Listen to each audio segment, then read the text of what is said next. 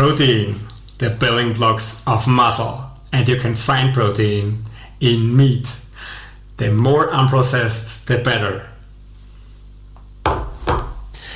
Okay, if it was breathing 1 hour ago, that's too much. What we want is this. This is fine, but how much protein do we actually need to build muscle? With the power of editing.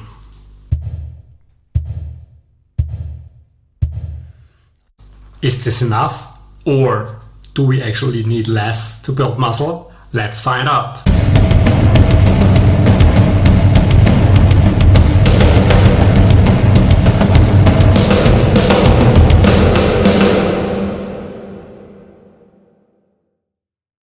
Hello and welcome to another video on this channel of your favorite sports science PhD / doctor of psychology / data scientist / farmer boy / musician and trumpet player / gaming nerd.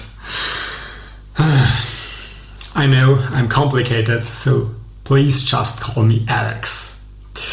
Also, please support this channel and leave a like, comment below, share this video and subscribe to the channel.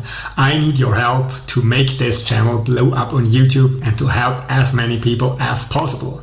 Thank you very much. Today we're going to focus on protein, and protein is the building block of muscles. So in this video you'll learn how to eat for muscle growth and for fat loss, because protein is also a mighty weapon in your war against body fat. One last note before we dive in. This video is actually a multi-part video because there's so much information on protein that I couldn't stuff everything into one single video. So please also check out the next part at the end of this video. As always, this video is based on articles on my blog. You can find them on turnphysique.com. I condensed several articles into this video, and in the articles you can find the scientific references of the original papers I draw my information from. So if you want to look up something I tell you in this video, you can just go to the blog and search for the according article and reference.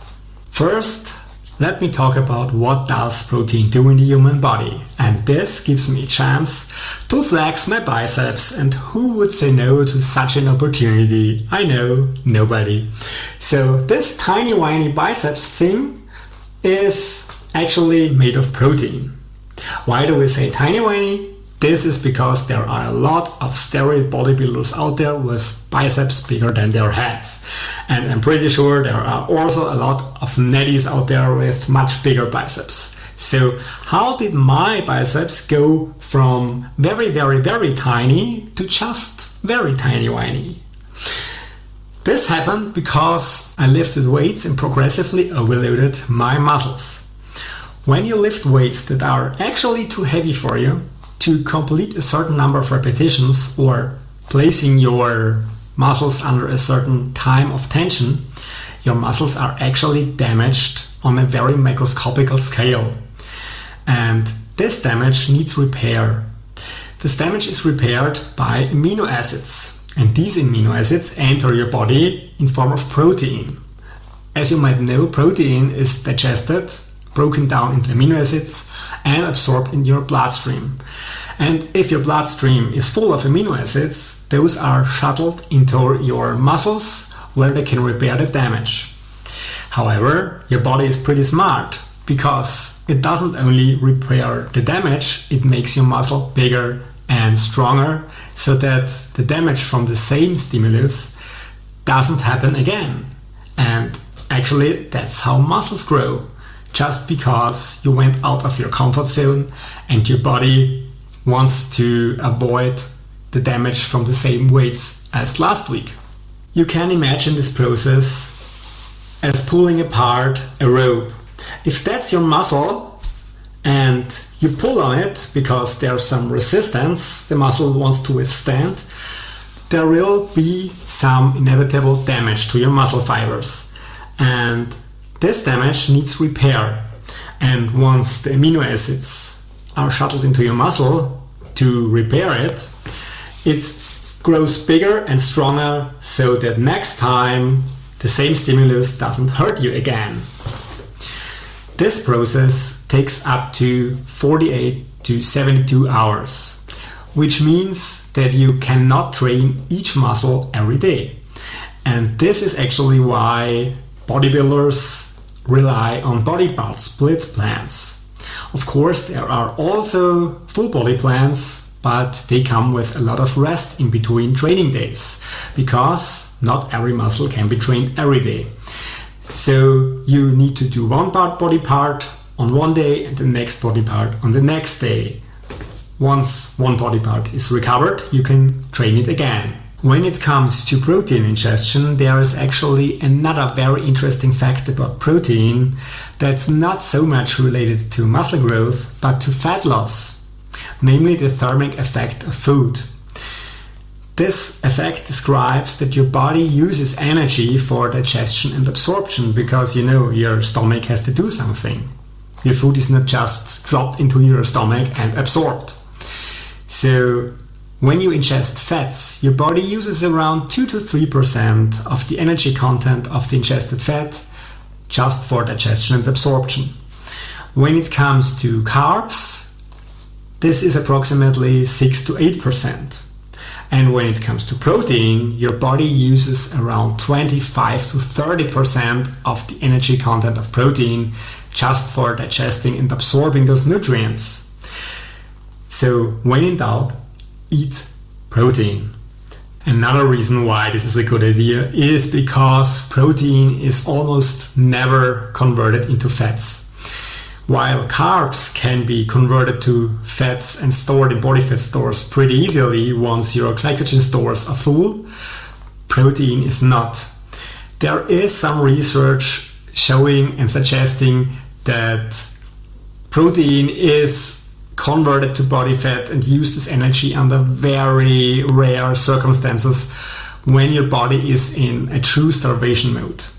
However, if you are not actually starving and depleting yourself of carbs and fats, this won't happen to you. So you can always eat protein, it won't be converted to fat, and a lot of the energy of protein ingestion is already burned off just during digestion. And believe it or not, but there's more. Protein is actually the most satiating of the three macros. This means that it helps to stave off hunger by keeping you full for a lot longer compared to fats or carbs. So yes, protein is actually the magic pill to fat loss. Unfortunately, which protein products you consume doesn't matter. So let's start with animal proteins. Meat. On the one hand, you have processed products such as sausages or chicken nuggets. Those are most of the time full of other ingredients than just protein. They might be stuffed with fat or preservatives or other things. The thing is that getting a 50-50 ratio of fat to protein for your money is actually not worthwhile. Also considering the higher calorie content of fats, which come with 9 calories per gram compared to 4 calories for protein, with 25 to 30% being burned off during digestion. On the other hand, you have raw meat, poultry, and fish and other unprocessed meats. Those are the meats you should mainly concentrate on. I don't say that you shouldn't eat sausages or processed sources of meat.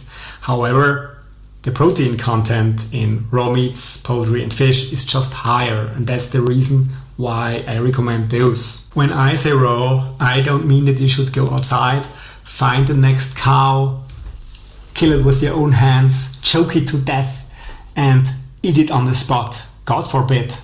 When I say raw, I just mean go to the supermarket, get a nice lean cut of meat, take it home with you, throw it into your pan, make a nice and tasty meal, and that's it. That's how you grow muscle.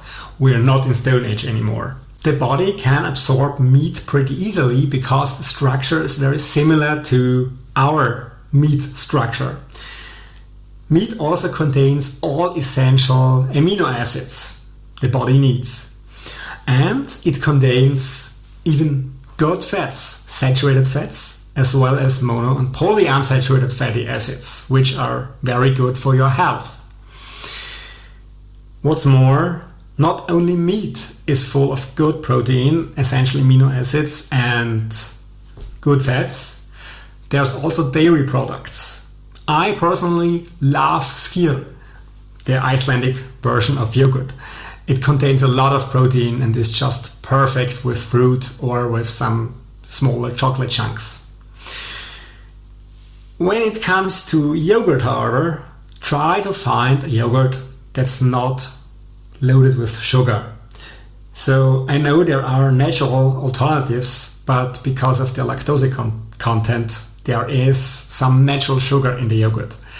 I personally would recommend to stick to skyr and other dairy products that have a better protein to sugar ratio than just a simple plain normal yogurt.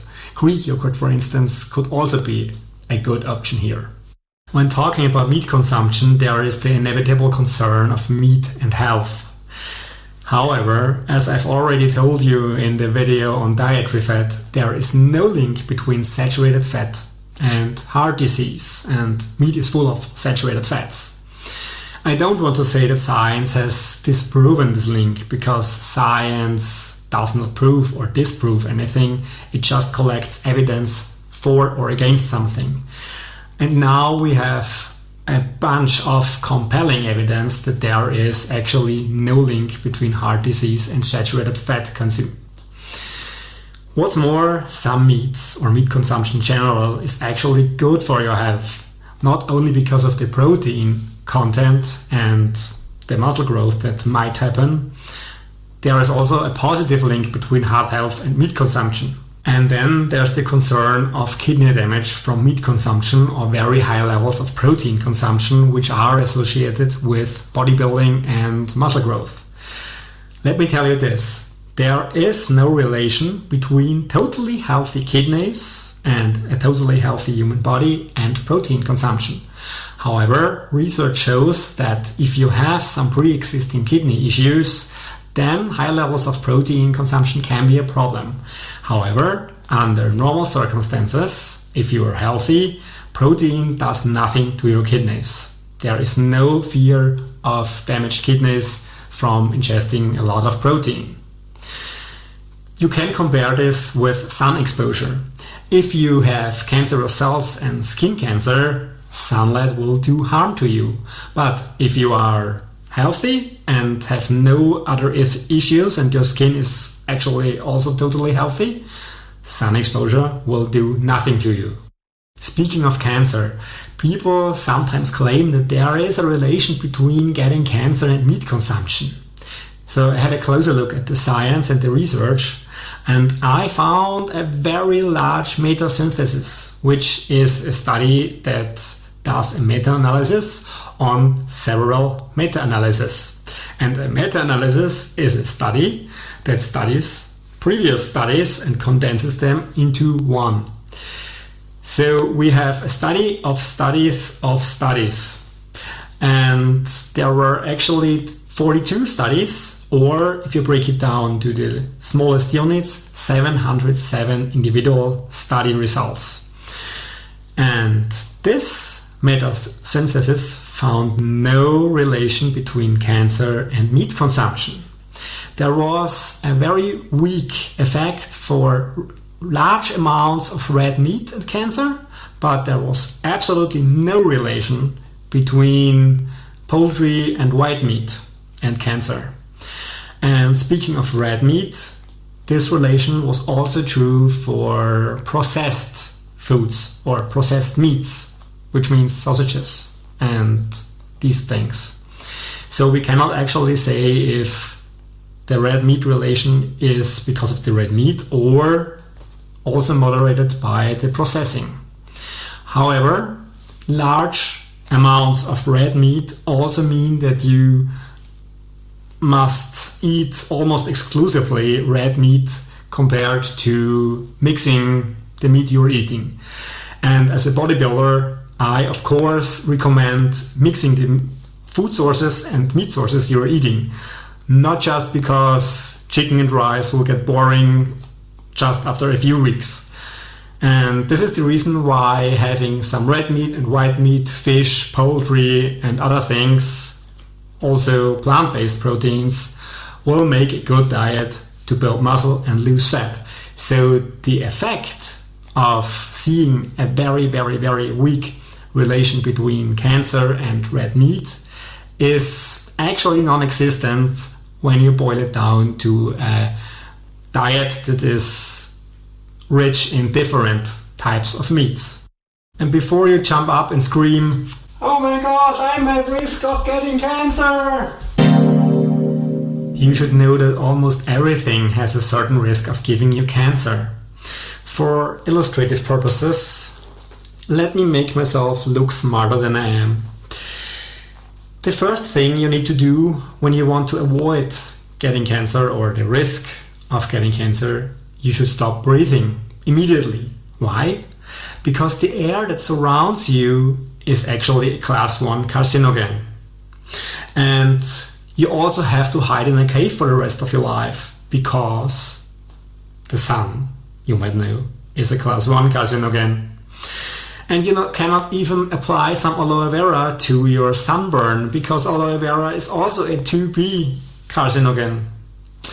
And of course, you have to throw out your morning coffee because coffee is a 2B carcinogen. And even working has a risk of giving you cancer because shift work was shown to be a class 2A carcinogen. So the point is not that you know that the risk exists, but the actual question should be, how high is that risk? And if the risk of getting cancer from meat consumption is a lot lower than getting cancer from sun exposure, you have to ask yourself if that's actually relevant to your life. Told you. Also part of animal proteins and a staple food in bodybuilders' arsenal of different protein foods are eggs. Eggs are often also feared that they might be bad for your health. This is because eggs cause a large surge in cholesterol, and cholesterol was thought to be bad.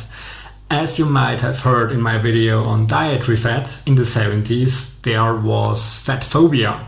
And fat phobia literally was around because there was a link between fat consumption and coronary heart disease. And this link was because people didn't know that there are different types of cholesterol. So eggs contain a lot of cholesterol, but the good type, the HDL cholesterol, which is actually good for your health, and not the bad LDL cholesterol, which is bad for your health. LDL levels, high LDL levels, are actually really associated with coronary heart disease, but HDL are associated with positive health effects. So in the last century, people literally started to throw out the yolk because the yolk of the egg is rich in fats and rich in cholesterol, while the egg white is not. Believe it or not, but eggs are actually small ecosystems that enable life to grow. So how could this be bad for your health? There are actually numerous studies now which show that there is actually no link between adverse health effects and excess egg consumption. I even found one study on 40 men and 40 women who consumed one egg per day for 4 weeks, and for every monthly interval they increased their egg intake per day by 1 egg. So in the first month they had 1 egg per day, in the second month 2 eggs, and so on. And this went for several months. And the conclusion was that there were no negative health effects. There were actually positive health effects, such as an increase in HDL cholesterol, a decrease in LDL cholesterol, and overall better health. So eggs are not bad for your health. Of course, we might need very long-term studies to establish that, but I think there is already enough evidence that moderate egg consumption is not a problem for you, and even in higher doses, eggs won't kill you or won't do any harm to you. So enjoy your eggs. And please stop separating the egg whites from the yolks and throwing the yolks away. Not just because of ethical reasons, as we shouldn't waste and throw away animal products that haven't gone bad, but also because whole egg consumption was shown to increase muscle protein synthesis more than just egg white consumption. So whole eggs give you a greater boost in muscle growth compared to just egg whites. How much protein do you actually need to build muscle at the most efficient rate and most optimal way possible? There is, unfortunately, an upper limit to how much muscle your body can synthesize within a time unit. And there's also an upper limit to how much protein is going to be used for muscle growth. I hate to say it, but you can't speed up this process naturally. The upper limit of protein that is going to help you in muscle growth lies around 2.4 grams of protein per day per kilogram body weight. Everything above that is not really going to help you and increase your muscle growth any further.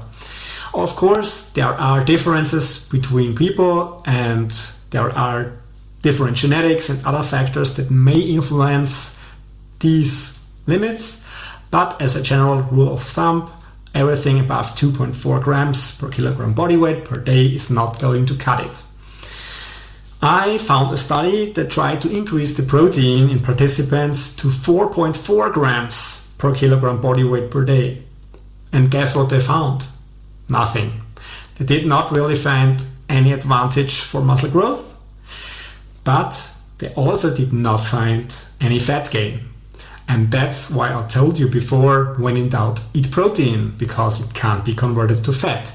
Only if you are in a true starvation mode, which is not very likely to happen. So, what's a good recommendation to start? Science tells us that a good range to begin with is 1.4 grams per kilogram body weight per day to 2.0 grams. Newer research also suggests 1.6 to 2.2 grams per kilogram body weight per day, which is also totally fine.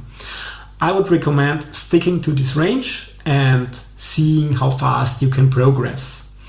You can always adjust your protein upwards or downwards depending on how fast you're building muscle. Let me quickly summarize what we heard so far in part 1 of this video. Protein builds muscle, especially when there are amino acids circulating in your bloodstream and insulin is present. Insulin can shuttle them into your muscles and repair the damage from heavy lifting. The second thing is, protein has the highest thermic effect of food. Around 25 to 30% of its calorie content are just burned off during digestion and absorption processes. Third, focus on a variety of meats. Focus on unprocessed meats if you can, and more or less reduce the amount of processed meats you eat. The amount of protein you need per day lies around 1.4 to 2.0 grams per kilogram body weight per day. And then, more protein does not always mean more growth. The upper limit lies at around 2.4 grams per kilogram body weight per day. So, when in doubt, you can always eat more protein, but don't expect it to give you an advantage in muscle growth. Don't forget about the other macros and their functions in your body. So only if you don't know what to eat, have some protein. Also because it's very satiating compared to the other two macros. And I wouldn't be a data scientist if I did not analyze my own data and have a nice graph for you. Here you can see that my protein intake is actually pretty high all the time. I stick to around 2.8 grams on average, which is higher than 2.4 grams. So I might not really benefit from this going this high. However, a few years ago, before I started tracking, a doctor told me after I had a blood test I could increase my protein intake a bit above 2.5 grams. So this is what I did, and actually I made a lot of good progress over the years. So I stuck to this number. And for you this also means if you start at the lower end and see that it doesn't work or not very efficiently, or you also have a blood test, you can of course increase your protein over time. And transforming this into percentages, you can see that during bulking phases my protein intake is actually lower than during cutting phases. And this is a result of my carb consumption, because I increase carbs during bulking phases to increase my total calories. I also might slightly increase fats, and this is why the percentage of protein goes down, although protein intake is actually constant all year round. And that's it for the first part of this multi-part video. Don't forget to check out the next part, where I'm talking about protein supplements. Are you team shaker or team glass and spoon? We'll find out. But before we do, please support this channel and help me grow big here on YouTube. Make this channel blow up here on this platform. Comment below, share this video, subscribe to the channel if you haven't already, and absolutely obliterate that like button. Make it smoke. Thank you so much. I'm very grateful for your support. And I fear that's my sign. I can hear the drums already. Can you too? See ya!